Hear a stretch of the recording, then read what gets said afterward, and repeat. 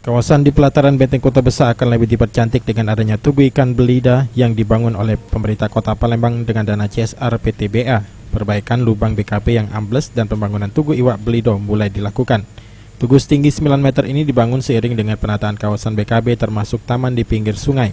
Estimasi biaya yang dikeluarkan untuk pembangunan Tugu Iwak Belido ini sebesar 4,5 miliar dan proses pengerjaannya membutuhkan waktu lebih kurang 8 hingga 9 bulan. Tugu Ikan Belida ini rencananya terbuat dari perunggu sehingga hasilnya nanti akan berwarna putih mengkilat dan di sekelilingnya akan digranit.